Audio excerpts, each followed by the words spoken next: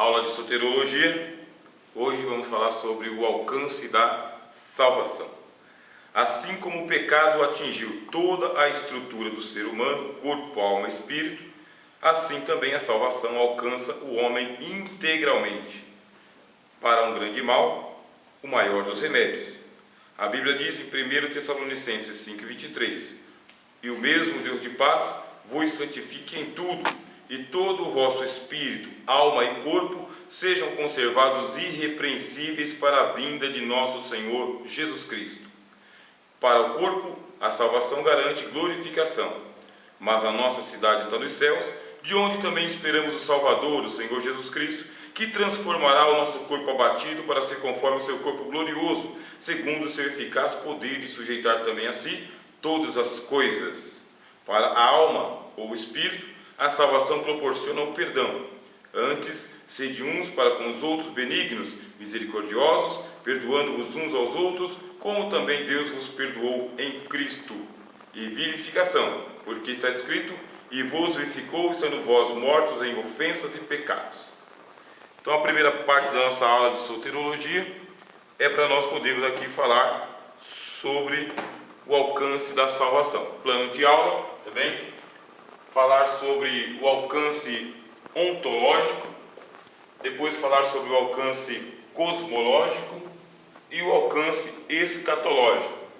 Falar sobre as escolas soterológicas, porque o nosso pensamento não é um pensamento uniforme. Nós, cristãos, não pensamos a salvação de uma forma uniforme. Pensamos de uma maneira diferente. Você tem aqui os fundamentalistas, os liberais, os universalistas e os restauracionistas. Esse é o nosso plano de aula por enquanto. Então vamos lá começar. O alcance da salvação. Primeiro, a salvação que Jesus Cristo trouxe precisa ser completa. Ele não vai salvar você pela metade. Ele vai salvar um todo. E esse todo inclui ontologicamente, quer dizer, o ser humano inteiro.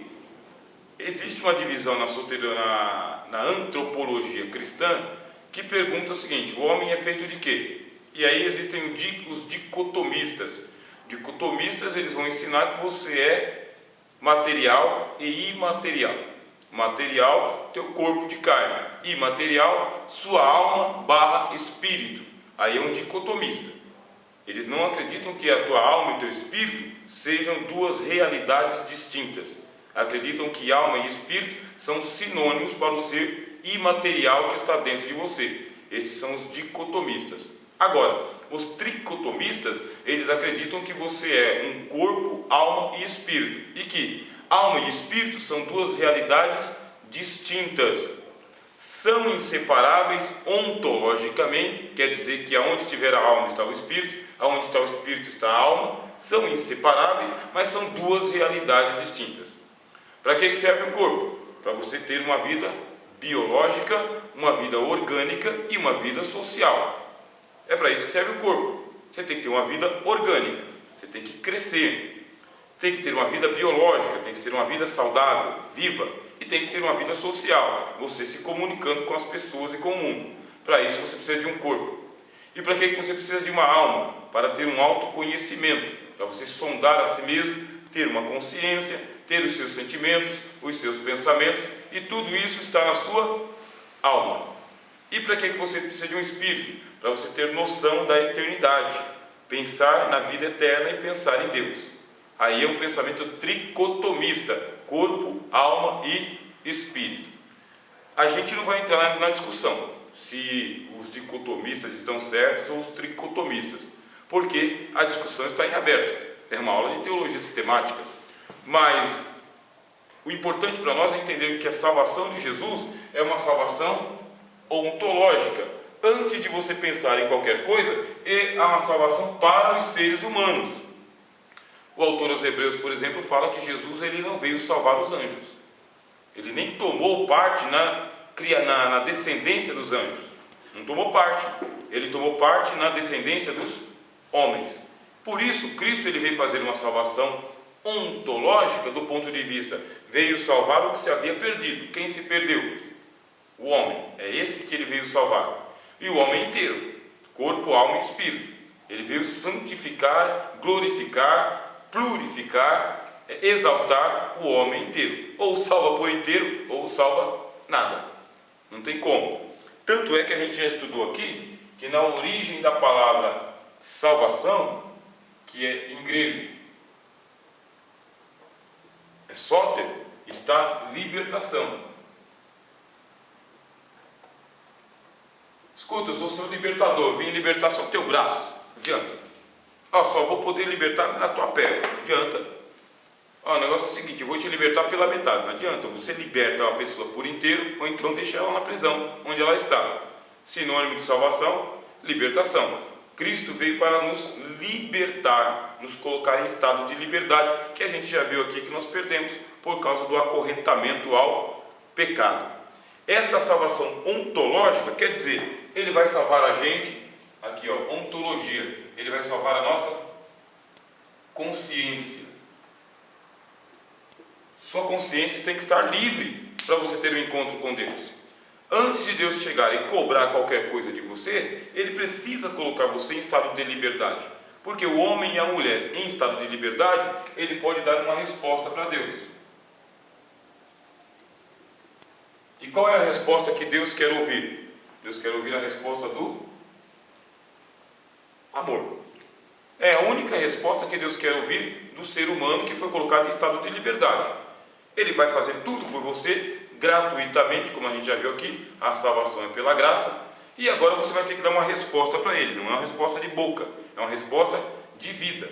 Agora que eu te coloquei em estado de liberdade, você pode ir viver sua vida, mas que resposta que você vai ter que dar para Deus? O amor. E o amor vai?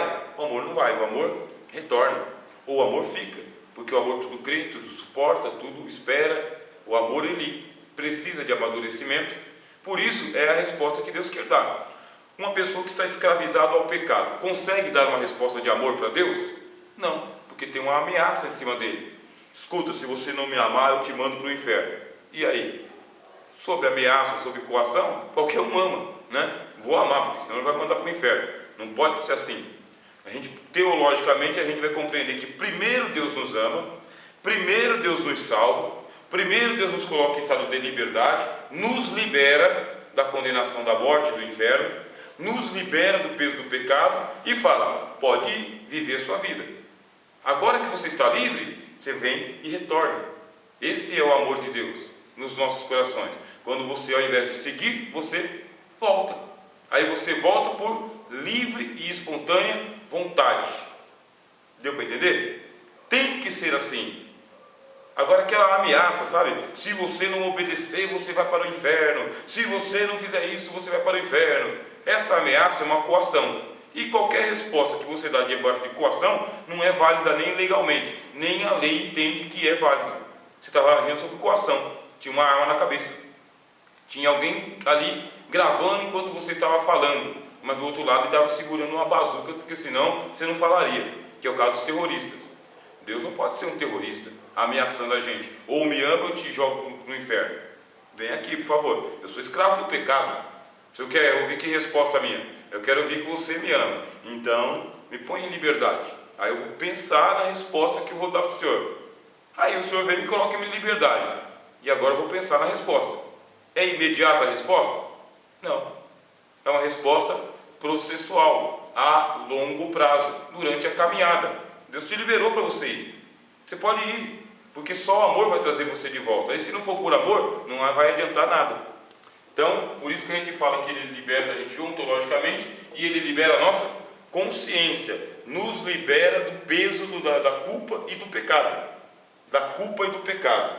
Quando a gente lê lá Salmo 32, né? Aproveitar que a gente está com a Bíblia aberta, né? É bom a gente estar sempre com a Bíblia perto da mão, porque fazer um curso teológico sem Bíblia fica meio difícil, né? Tem que estar aí perto da mão. Vamos lá para o Salmo de número 32. Está escrito lá, versículo 5, tá? O verso 5. Confessei-te o meu pecado, e a minha maldade não encobri. Dizia eu, confessarei ao Senhor as minhas transgressões, e tu perdoastes a maldade do meu pecado. Ele perdoou o pecado e a maldade. O pecado e a maldade. Perdoou a maldade do pecado. Já percebeu aí que tem uma sentença? Algumas versões falam a culpa do meu pecado. A culpa. Por quê? Uma coisa é o pecado. O que é o pecado? O pecado é o erro. Ó. Esse é o erro. Pequei. Esse é o pecado. Outra coisa é a culpa. O que é a culpa? A culpa é a consciência de que eu pequei. O que Deus faz então no Salmo de número 32? Perdoa o pecado e também limpa a consciência. Não imputa o pecado. Não é para o pecado ficar acusando uma pessoa que foi alcançada pela salvação. Você está livre, vai embora. É isso que Jesus quis ensinar quando ele curou o paralítico, né? Filho, tem bom ânimo, os teus pecados estão perdoados.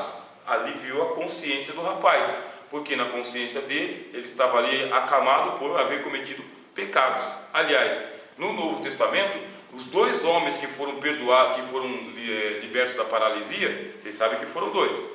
Foi aquele que foi levado pelos 4 amigos e também o paralítico do tanque de Betesda. Só 2 paralíticos foram curados em todo o Novo Testamento. E nos 2, Jesus perdoou os pecados. Nos 2. Por quê? Associava-se a paralisia a uma punição por um pecado específico. Esse pecado específico merece a paralisia. É paralítico porque cometeu aquele pecado específico. Então Jesus perdoou o menino lá, que desceu pelo teto. Filho, tem bom ânimo, os teus pecados estão perdoados. E o homem que era paralítico desde 40 anos, Jesus fala, olha, agora já está são. Vai e não peques mais, para que não te suceda coisa pior. Nos 2 textos, a paralisia está associada ao pecado. Quando Cristo vem e libera o menino, está fazendo isso aqui do Salmo, ó. Ele acaba com o erro, ó, e com a culpa, para não ficar nenhuma acusação na tua consciência. Salvação ontológica, o ser humano por inteiro. Ontológico. E uma salvação cosmológica também. Por quê? Porque todos nós precisamos morar no mundo. No mundo. O que é salvação ontológica? O universo foi beneficiado com a chegada de Jesus ao mundo. Beneficiado. O apóstolo Paulo escreve aos Romanos, capítulo de número 8, ele fala que toda a criação está gemendo conjuntamente conosco, até agora, porque ela foi sujeita à vaidade. O que significa a palavra vaidade? Vazio. Ó, que é vaidade. Quando Deus criou o mundo, Ele criou o mundo para nós, para ser habitado por nós. Por quanto tempo? Para sempre. Deus criou o mundo para que o mundo fosse habitado por nós para sempre. Tanto é que você pode perceber que Deus colocou a árvore da vida bem no jardim. Por quê? A árvore da vida é para a gente comer e viver para sempre. Onde? No mundo. Tinha um projeto de Deus. Vamos falar um projeto original, tá? Só para a gente poder entender. Será que o projeto original de Deus era acabar com o mundo? Algum dia? Não, o projeto original nunca foi acabar com o mundo. O projeto original é criar o homem e o mundo para que o homem e o mundo vivam em simbiose. O que é simbiose? É os dois vivendo a mesma vida, tá? Lado a lado, conjuntamente. Não era projeto de Deus Adão morrer, nem Eva, nem Abel, não era para ninguém morrer. Projeto que a gente chama de original.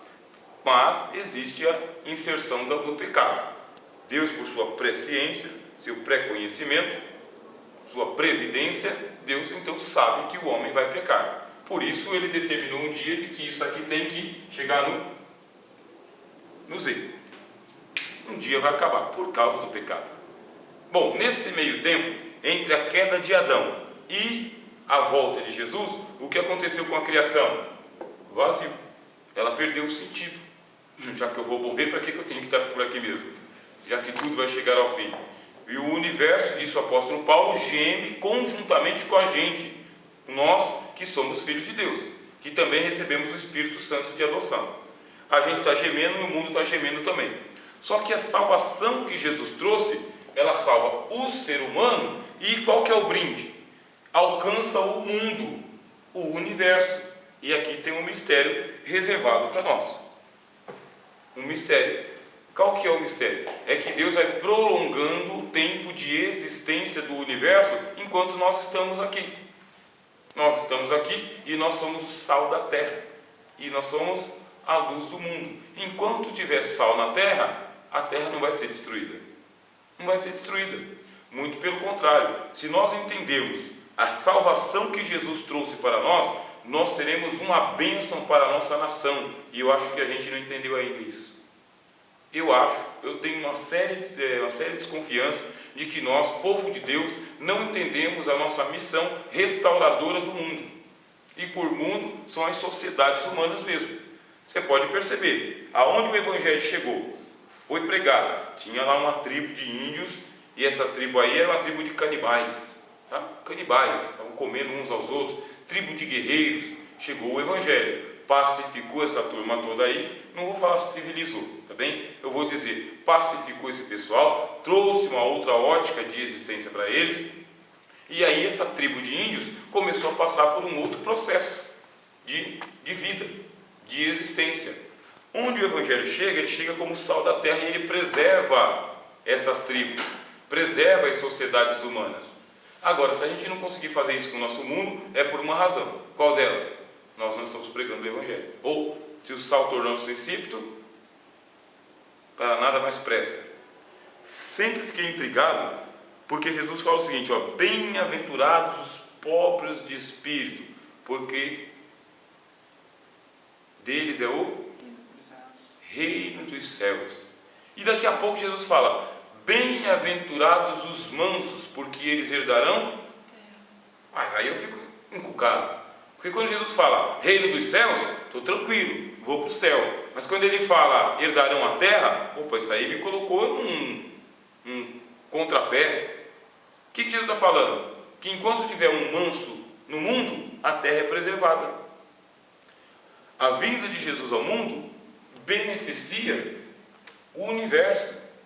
E o universo todo, aonde chega o Evangelho, ali chega a paz. Quando você lê o livro de Isaías, por exemplo, não tem nenhum projeto de destruição da terra.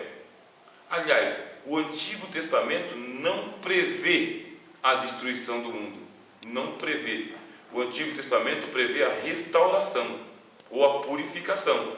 Da primeira vez com água, Deus purificou com água. Da segunda vez, um novo dilúvio. Um dilúvio mais quente, mais caloroso, né? Mas um dilúvio purificador também. Não é destruir a terra. Tanto é que o judeu ele não tem na mente dele uma escatologia como a nossa, uma escatologia apocalíptica, destruidora. Não tem. Qual que é a escatologia que eles têm? Restauracionista. O mundo foi criado por Deus para ser eterno e habitado por nós. Vou fazer uma pausa aqui para a gente poder falar sobre isso. Bem?